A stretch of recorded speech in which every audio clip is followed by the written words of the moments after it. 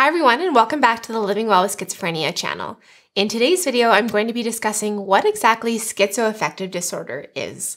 In a lot of my videos, I tend to use schizoaffective disorder and schizophrenia interchangeably, but I'm going to be talking about the difference between these two in today's video and what exactly schizoaffective disorder is. I get a lot of people asking me to describe more of the mood disorder or the bipolar side of schizoaffective, and so I'm going to be talking more about kind of the spectrum of psychotic disorders that involves bipolar and schizophrenia in today's episode. But first, if you're new here, my name is Lauren and I live with schizoaffective disorder, and I make videos about what it's like living with schizoaffective disorder or schizophrenia. So if you want to see more of this content, make sure to subscribe to our channel and turn on notifications not to miss anything. Also, if you find these videos helpful or enjoy them at all and want to support the creation of future videos, please check out our Patreon page. The link is in the description below. We're working really hard to grow this channel and to keep creating helpful resources for you all. And so if you would like to help support the creation of that, please check out the Patreon page. We really appreciate any support. Thank you. Okay, so diving right into it. What is schizoaffective disorder?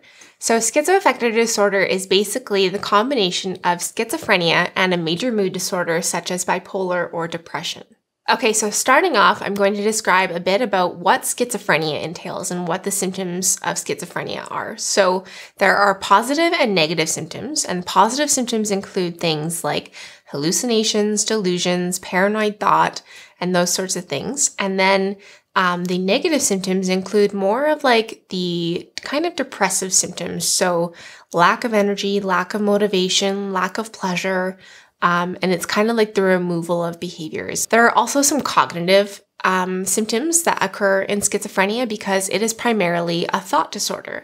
Whereas bipolar, on the other hand, or depression are primarily a mood disorder. And so bipolar is it's commonly thought that people with bipolar have these like extreme mood fluctuations very like sporadically, but that's not really what bipolar is typically. Typically, it's more prolonged periods of either mania or depression.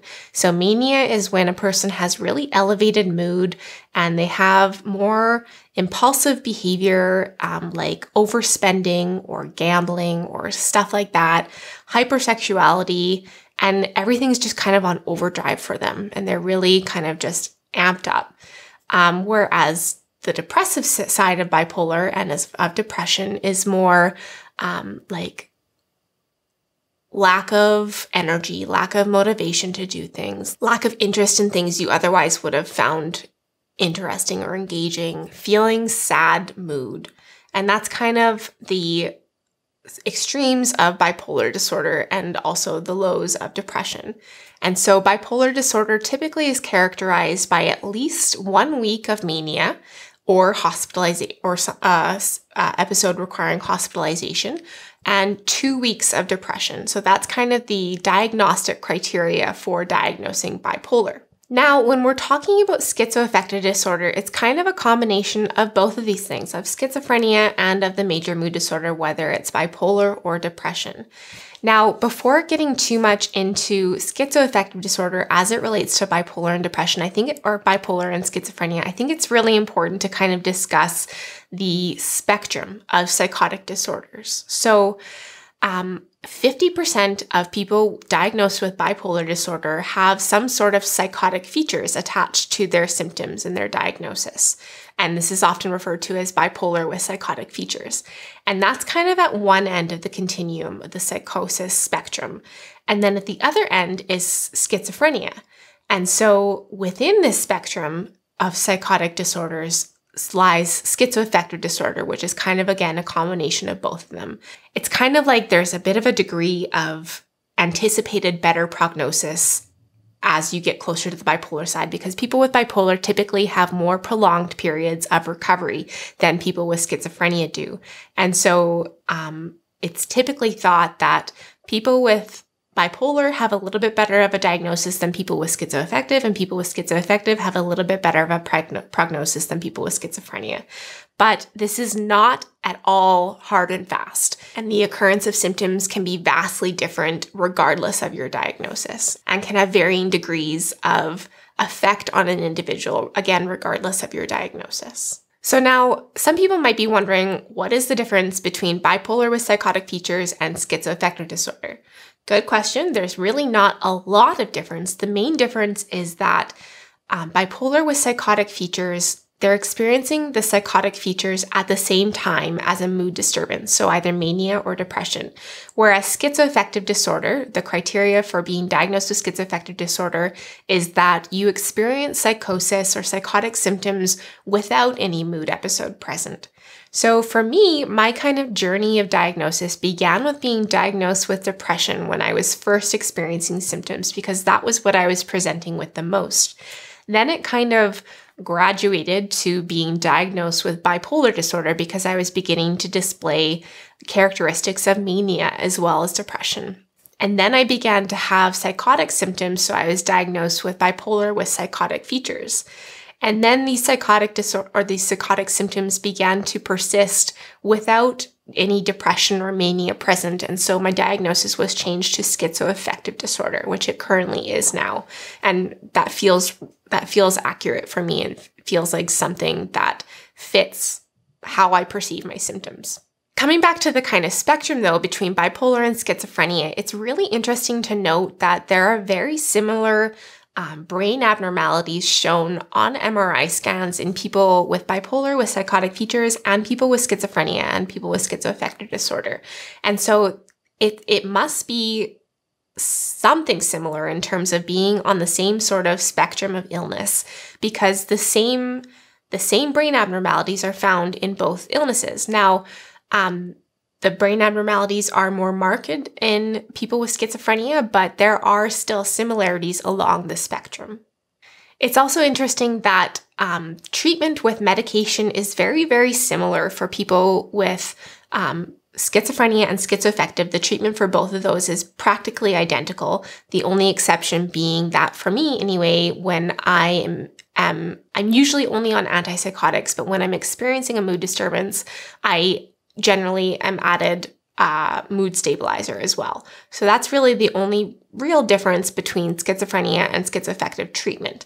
And it's really interesting that bipolar with psychotic features can also be treated with antipsychotics. So again, that's kind of hinting at something similar between these illnesses on the spectrum.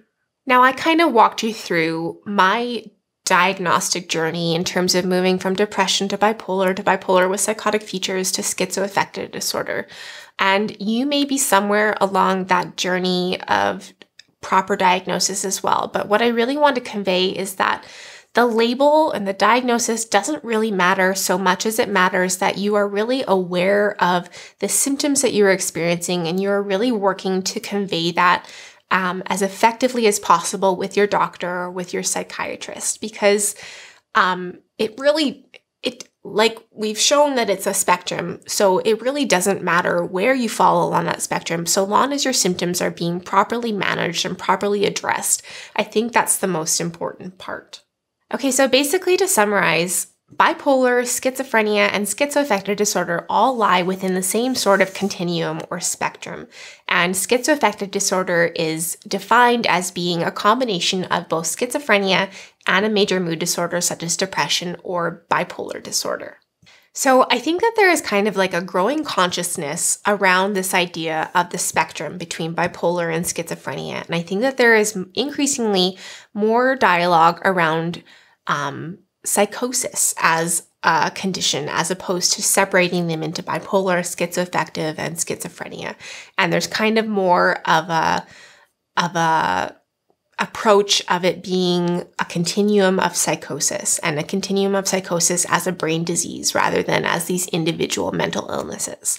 And so it's going to be interesting to kind of see where things go in the next 10, 20 years or so as the psychiatric community begins to kind of re-examine the criteria for each of these diagnoses. So I'm really interested to hear your thoughts as well. Would you be more comfortable with the psychiatric community kind of approaching this more as a continuum of psychotic disorders and just understanding that people fall somewhere along that spectrum?